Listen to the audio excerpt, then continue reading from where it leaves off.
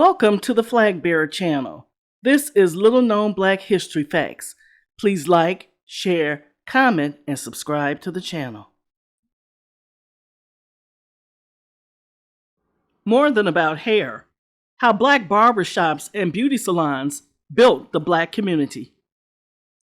Barbershops and beauty shops are much more than places to get a haircut or hairstyle in the black community. Some of the most important institutions in Black America weren't churches, weren't schools, and weren't city halls. They were the neighborhood barbershops and beauty salons. Throughout American history, they evolved into trusted spaces for entrepreneurship, education, political organizing, cultural expression, and emotional support, especially during periods of segregation when many public spaces were closed or hostile to African Americans. This video reviews how these neighborhood institutions impacted the lives of many in the black community. For generations, these weren't just places to get cleaned up. They were classrooms, boardrooms, counseling centers, campaign headquarters, job placement offices, and safe havens.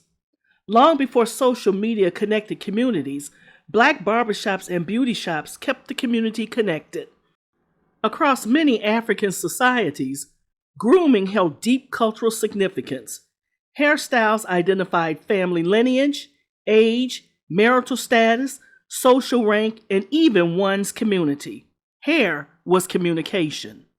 When millions of Africans were forced into slavery, much of that cultural expression was stripped away. But after emancipation in 1865, Black Americans began rebuilding, not just families and churches, but businesses. One of the first successful professions available to many black men was barbering. Ironically, during slavery and for years afterwards, many black barbers primarily served wealthy white customers. They became highly skilled craftsmen, learning business management while saving enough money to eventually open shops of their own. As segregation spread across America, black-owned barbershops became gathering places where African American men could finally relax without discrimination. Their haircut was only the beginning. Walk into almost any historic black barbershop, you'll hear sports debates, political arguments, church announcements, neighborhood gossip, business opportunities, and life advice.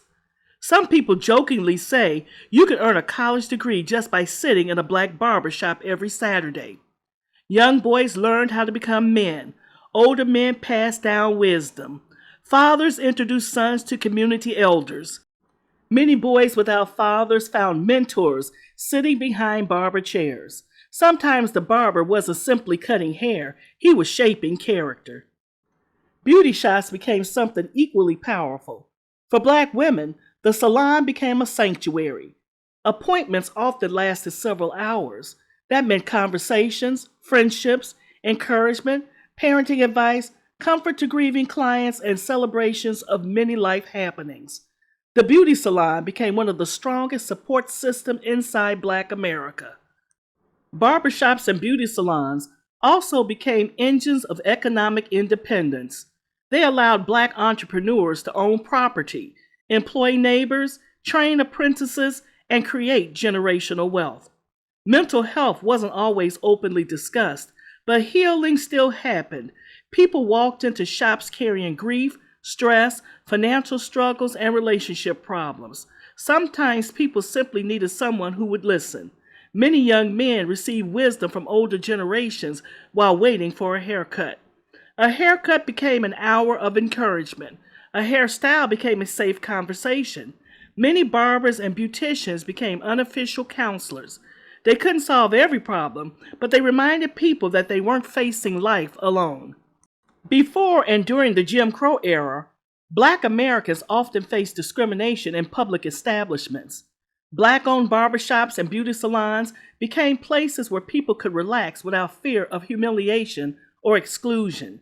These businesses offered safety and dignity, community fellowship, economic independence, and a sense of ownership and pride.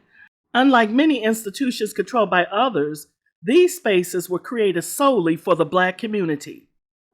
Barbershops and beauty salons were among the first successful Black-owned businesses after emancipation. Before social media, these businesses became the neighborhood communication network. Hair has long held cultural significance in African societies.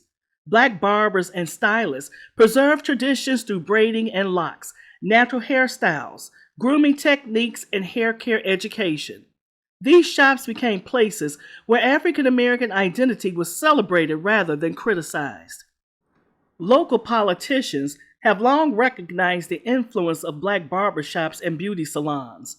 During election seasons, they frequently visit these businesses because they know community members gathered there to discuss issues and form opinions. Even in the age of social media, these establishments remain pillars of Black communities because they continue to provide more than just hair care. Barbershops and beauty shops have never been merely businesses. They have functioned as community institutions where people found encouragement, shared knowledge, built businesses, organized for justice, and preserved culture. Their enduring importance comes from the relationships formed within them, relationships that have strengthened families, neighborhoods, and generations. They remain places where culture is celebrated and history is remembered. Businesses are born, families grow stronger, and more. These places of business have always been about much more than appearance. They're about identity, dignity, and hope. Every chair tells a story. Every mirror reflects history. And every haircut reminds us that sometimes the strongest communities are built one conversation at a time.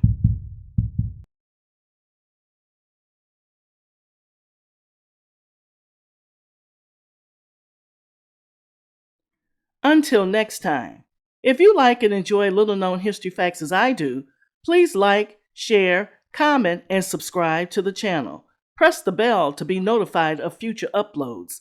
Thank you for watching.